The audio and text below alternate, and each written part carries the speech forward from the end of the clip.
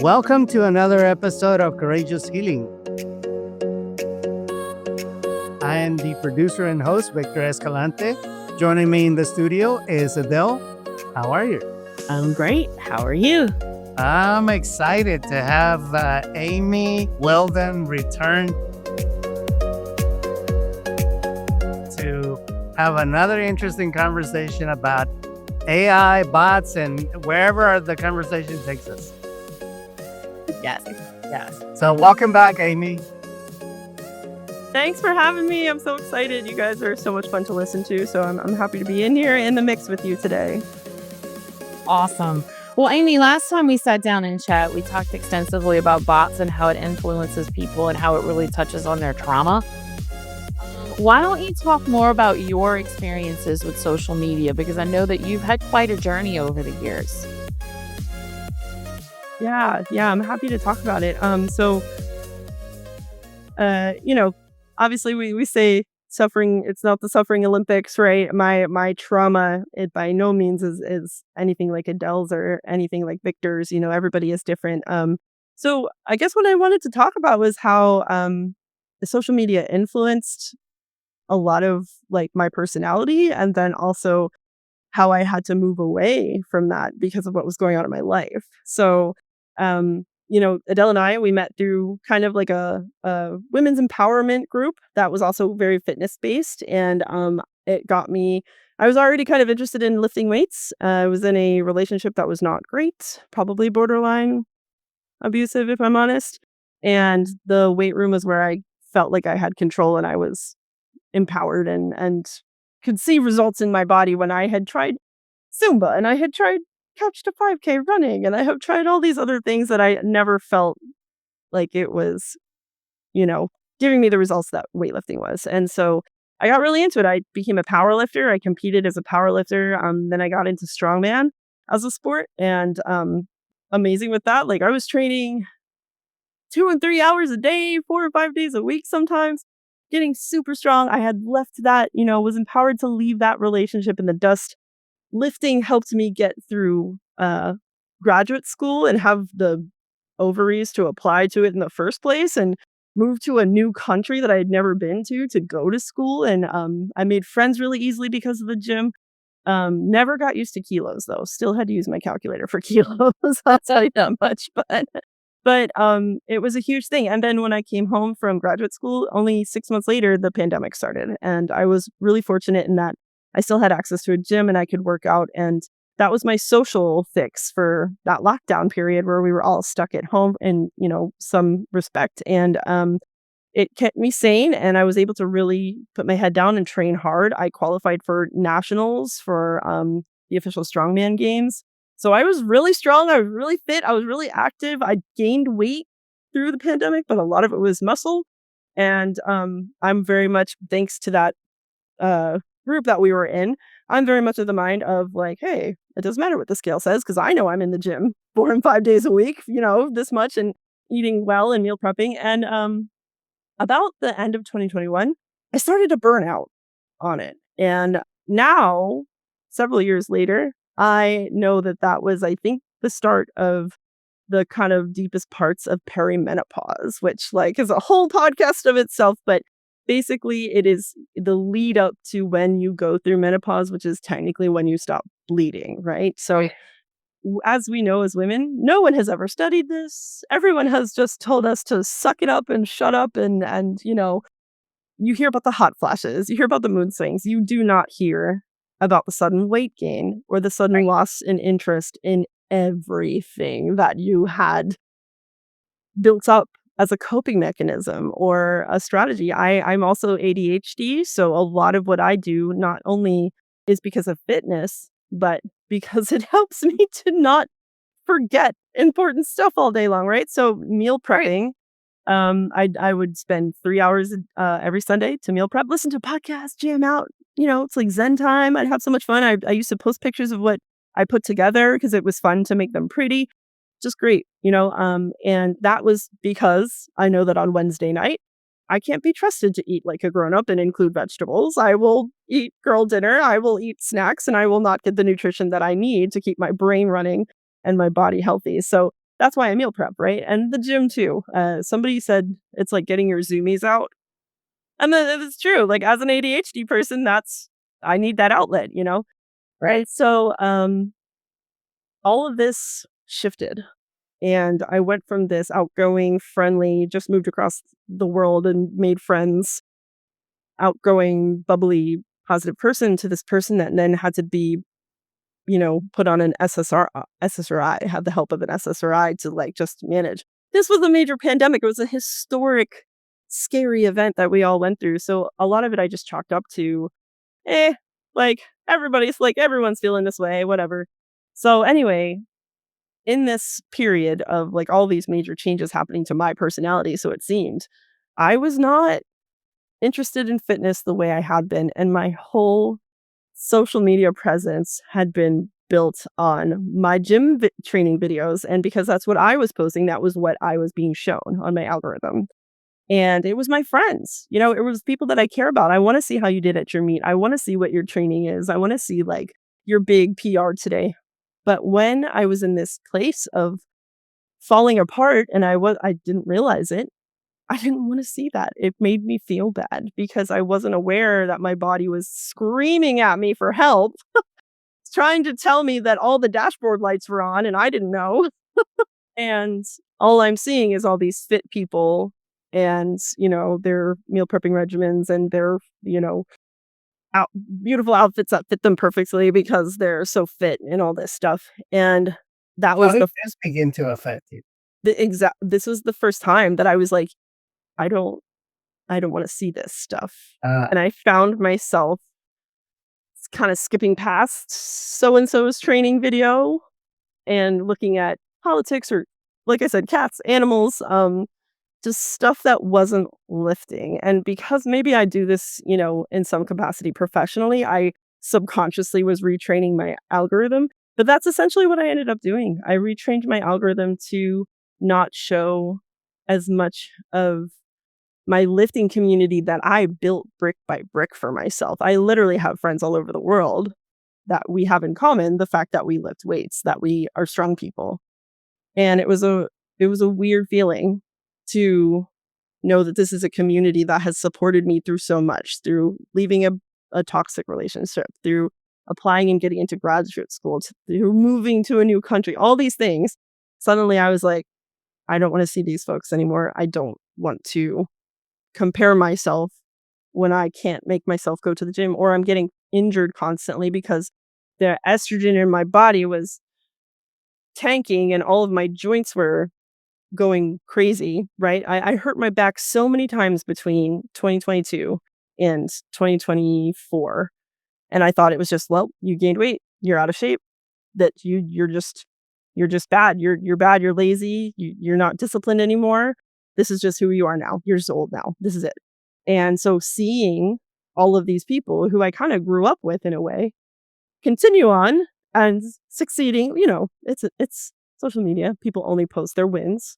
But seeing all that was So hurting me more. let me ask you a question. How could that translate into listeners of this podcast that they, again, they have their own community that they have built up and their friends and they begin to make a shift, maybe for the better, maybe for the worse. Maybe they start the healing journey and they begin to see that they really don't have that much in common with a lot of what do you call the term, Adele? Trauma bonding, I think. Yeah. Yeah. Because what I'm hearing as you're talking, Amy, is your identity and who you were, which is few podcasts ago. Yeah.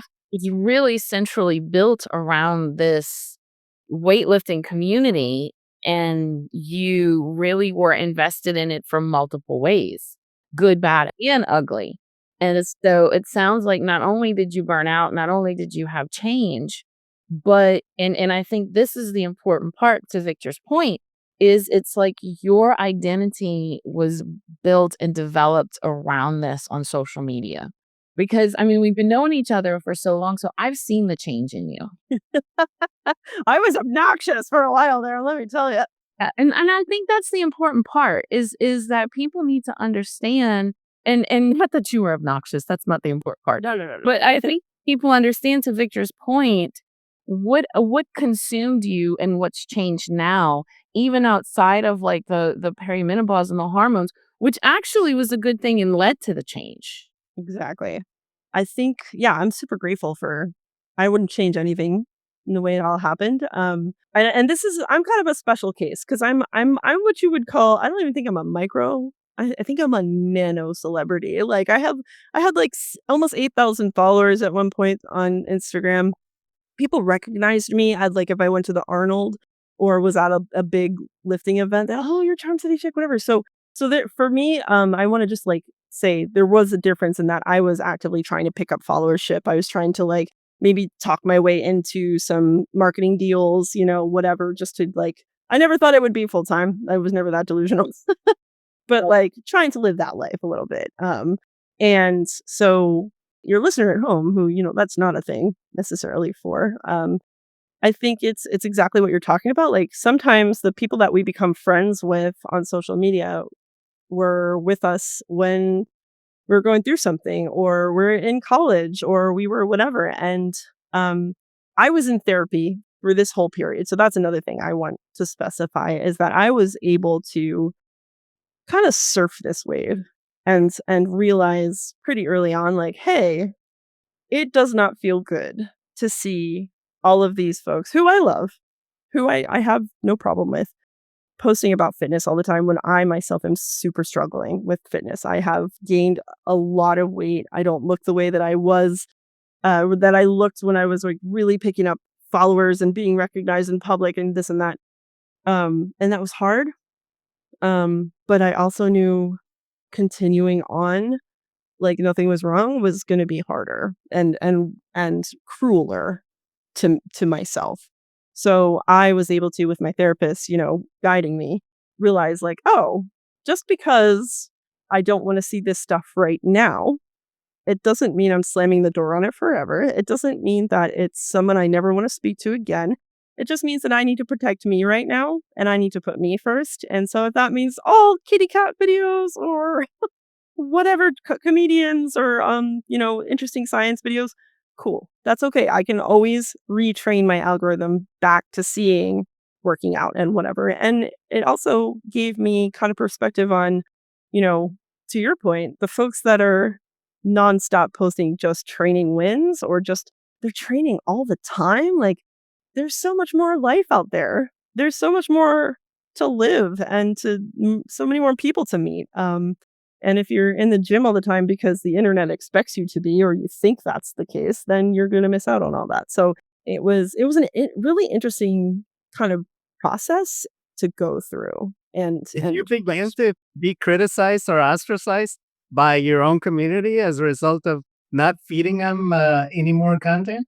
I'm super fortunate in that if that happened, I was not aware of it. I was also the kid that like in school though, if I got bullied for being fat, that bully would quickly regret it because I would annihilate them with my wit. So I've never really been overly preoccupied about like other people's like pressure. I guess like expectations is one thing, like not wanting to like I felt very strongly about advocating for women who should, you get in there, lift weights, try it out, try something new, be bad at something new, let people see you suck at it, like get out there. And so I felt a lot of ways I was letting folks down more so than like feeling pressure to perform. But maybe that's because I wasn't at the level that other people might get to with like tens of thousands or, hundreds of thousands of followers. So I was fortunate in that way. I didn't really get any backlash. And I think also to Adele's point about a lot of folks feeling when they see content they disagree with or content that makes them feel icky or a type of way, it's like there's this I have to say something about it and I have to like take a stand when really not that many people are seeing it or even realizing it's a thing. So you talking about it is bringing more attention to it than I've got very good at the Irish goodbye, just sneaking out the back door, unfollowing, hiding on Instagram. You can mute and you can hide people, so you don't have to unfollow them. And it's like, it's usually a set amount of time, 30 days, 60 days, something like that. So I got very good at being like, you do you. I got to be over here doing my thing. I don't know what that is yet, but I know that it can't involve watching you succeed or be super fit or have muscles, because that's just not where I am right now. And that's the healing journey. And that's what a healing journey is. And the healing, and the one thing that Victor and I talk about a lot is you made a conscious decision to take a different direction, and you made and because your body told you one thing, and your body told you it's time to change directions. And you started to realize that this stuff made you feel terrible, about yourself. And so you took control of it. And with the help of your therapist, obviously, you took control of your narrative. And that's something that Victor and I talk about a lot, is taking control of your narrative and taking control of your healing journey, and not leaving that to raw dog it. Like you can change the algorithm. You can change what you're seeing. You can choose to get off. You can choose to not get off. You can actually delete your profile and start a new one. Yep. And start over again. And those are things that are critical, is changing who you are. So I think, in an interesting sort of way, Amy, what I think one of the things I want our listeners to get from this is I'm just going to go back. I've said this damn quote so many times now that, that I absolutely love, but it's kind of that whole thing where Dr. Joe Dispenza says your personality is created by your personal reality. So you, like the rest of us, Victor's done it, I'm doing it, you're doing it. You're changing your personal reality. And as a result of that, it does change who you are, but it puts you in, that's part of your healing journey. You chose to do this. And you know what? Speak to the fact that this wasn't easy for you at first. Girl, it's still not easy. The healing journey is not something that like you get in the mail one day that it's begun. Like, okay, start action, that is not the case. And I follow this one creator on TikTok, and she's really funny. She's like, those people that are like, I'm on my healing journey and it's great and I'm becoming the best me. Like, they're not on their healing journey, because that's not how it feels. You feel like you got beat up. You feel like you need to take sick days when you're symptoms wise you're fine. It is.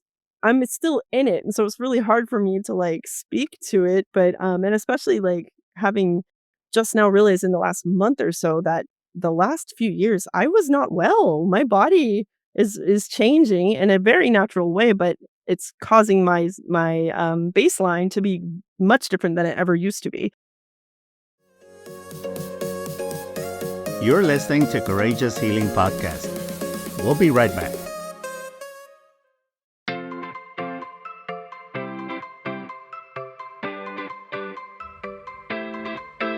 Big news! The inspiring book, Courageous Healing, is now available in print, ebook, and audiobook. No matter how you like to read or listen, you can now experience the powerful story and life-changing insights inside this book.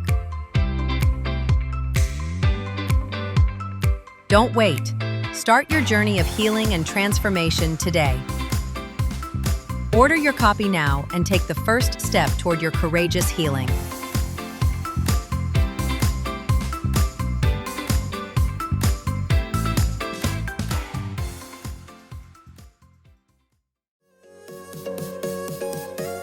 We now return you to the Courageous Healing Podcast. I guess, yeah, like it's hard, and I think it can feel super, super lonely as well, because a part of that healing is dropping the mask of this person that you felt like you had to be around other people. And that's also hard for me to say, because I feel like I am a very genuine person. I'm ADHD and to be honest, I'm probably on the autism spectrum somewhere too. Like, I have always had trouble being fake. But there is still this mask of like expectations of others that you have to like, I have to be always in a good mood, or like, I don't want to hurt anybody's feelings or whatever. And part of the healing journey, especially I think for women that are going through this perimenopause thing too. And so your body's throwing rage fits at you for no reason. Your body's throwing heat, like hot flashes at you. And I don't know about you, but that makes me angry when I'm in the middle of the grocery store or something. Your body's throwing a lot at you on top of you trying to do better by yourself by, learning to be more gentle, learning to rest more and to not see that as weakness. So it is not for everybody, and that explains a lot when you think about it in society. It's not for everybody, and Yeah. You talked about how you were in therapy as you were going through this transition.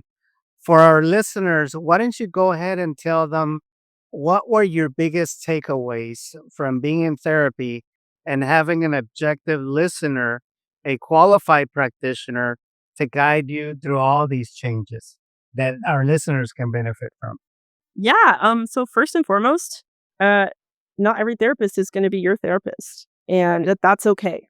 My therapist who got me through the pandemic, she was very new. She had come from social work and working in clinics with you know, domestic violence folks, to taking on I literally met with her once in office and then the pandemic happened and you could tell everything was new, like she had just and so her life experience was quite different from mine. And there was a lot of times where I wanted to push in different directions that I could tell she just was not comfortable with. And that's okay. She became that, like you said, just a third party person that I could just talk to. That wasn't somebody I worked with, wasn't my sister who I was living with at the time, and is a much different. We have a big age difference. So as much as you want to be close to your siblings, like there's just some things that like they're not gonna get yet when they're 13 years younger than you.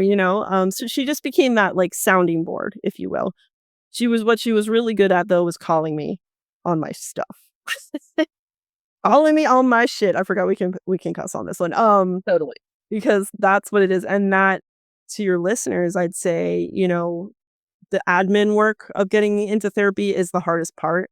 Knowing that you're not going to find your therapist right away in most cases, and knowing that if you like your therapist, somebody has said this to me. I'm not sure I agree with it, but if you like your therapist, they may not be the one for you. You want somebody who's going to kind of push your buttons a little bit, and not in a triggering way, but in a like, don't make me think about my own feelings. Don't make me put myself first. I don't like this. This is uncomfy. That kind of uncomfiness. Tell clients, I can be nice to you or I can be truthful. Or I can be for real with you. Has to say, because if I'm truthful with you, I'm going to be able to help you. But if I'm nice, you're just paying me a lot of money to hang out. Exactly. Yeah, exactly.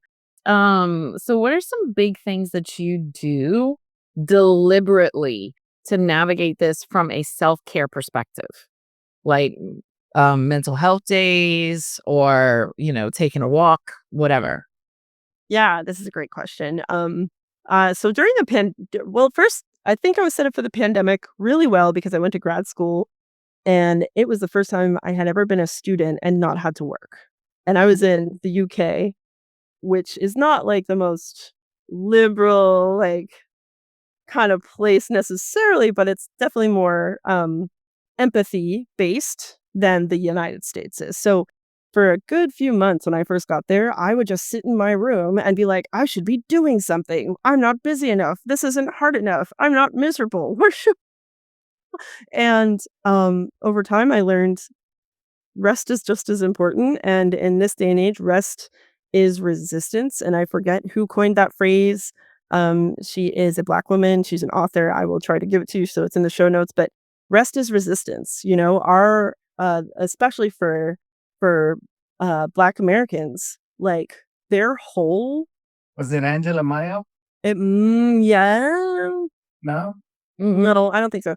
It's a recent book. It's within the last like 10 years, but their whole lineage since they were brought here was based on their productivity, right? So them being able to chill out and relax and not focus on, what's getting done, what's not getting done, if they're being the best at what they're doing is resistance and it's healing for their ancestors, right? So that's applicable, I think, on a large scale to everybody. And that's kind of where I learned that. And so in the pandemic, when everyone else is like, I have to show everybody that I'm busy and I have to deadlift my couch and I have to show everybody that like my boss, like I'm checking in with them 10 times a day to let them know that I'm working and da da da. I was like, my work's done. Like my deadlines are met. My, you know, whatever. Like they can wait. Like I'm not going to sit here and make sure that they know I'm busy. Like whatever. And I was really lucky for that. So I think I have carried that through. And so even today, just last week, I was like, huh, I feel like trash. I have the worst cramps I've had since middle school. Do I want to sit at a desk all day today and answer emails that ultimately don't matter? No, I do not. So I'll be taking sick time. And I'm a very fortunate person that I have a super cool boss and I have the sick time to use. But you know, as far as like everyday stuff, intentional, that's like something I'm such a timely conversation I'm navigating right now. So I have not been able to meal prep for myself effectively for like 5 or 6 months, and I don't know why it took me this long, but it just dawned on me, like, you know what? There are meal prep services that I could employ. There even, like, Sprouts grocery stores have, like, those amazing pre-made, like, it's like chicken and broccoli or whatever that you just have to microwave. Why am I holding myself to this standard that I don't have the energy for right now because it's making me feel bad and it's causing me to waste food, which is right now with things being so expensive, it's just silly. So why are we doing this? Like, let's take a step back. It's okay to, employ to find a food prep service. It's okay to buy prepared meals. I'm a stickler, like I don't want to have frozen stuff because of the preservatives. Like I'm very sensitive to that right now with this whole perimenopause thing. So that's one example. And then, as you know, in the last year since January, I have started taking long breaks from social media, and that has never been a thing. And I went through phases where I was posting 3 times a day, ladies and gentlemen. It was wild. I think about that now and I get exhausted just thinking about it. But it's okay to do that, to take those little steps. And I think on a micro level, if you're scrolling through and you see a post that you're like, "Ooh, I wonder what people are saying about this in the comments." Ask yourself, why do you need to know? And then once you're in those comments and you see something that makes you, like you said, tickles that trauma, makes your face get hot. For me, it's my face gets hot. And I know that I'm pissed. And I'm like, why did this person say this? Like, this is like, ugh.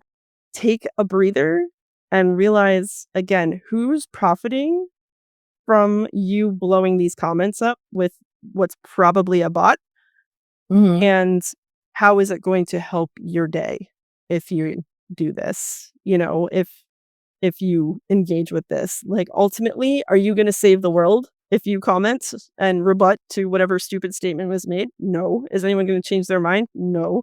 That I think it starts there. I think it starts with that kind of self-preservation, and then it can grow up from that and be like, you know what? Why am I doing this to myself right now? I can order pizza tonight. I can, you know, I wish I had someone to walk my dog sometimes. I could take the dog to the dog park tonight. I don't have to take him on a 2-mile walk tonight. I can just take him over to the dog park tonight. That kind of thing. Those little it is self-care. It is self-care. It's saying, "Hey, you're tired. I see you. It's okay. We can do something else." My spidey sense is picking up on as you're talking is one big simple word: simplify. Mhm. Everything that you just described is just taking things and simplifying them and going, yes, I don't have to freaking meal prep. I can go buy it from somewhere. I don't have to take my dog on a 2-mile walk. I can take my dog to the dog park and I can sit on a bench and just enjoy the sunshine.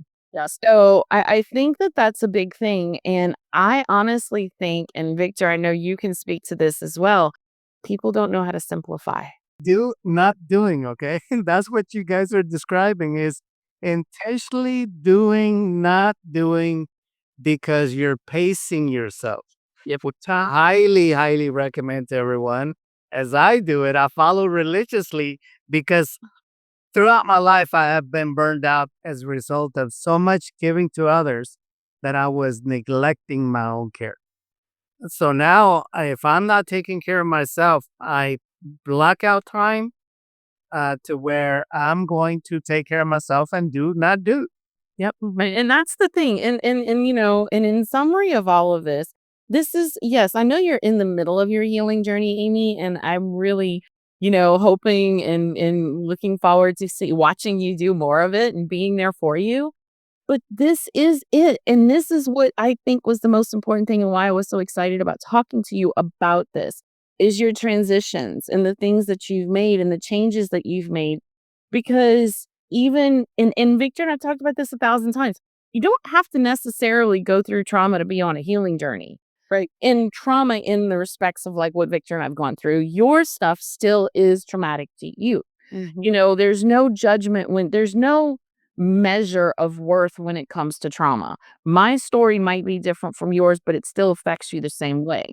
And so, but going on that healing journey is hard, but it doesn't take long before you see the value in it and you see the worth in it. And the more you lean into it, like you're doing, and the harder you lean into it, the faster you can catapult through it.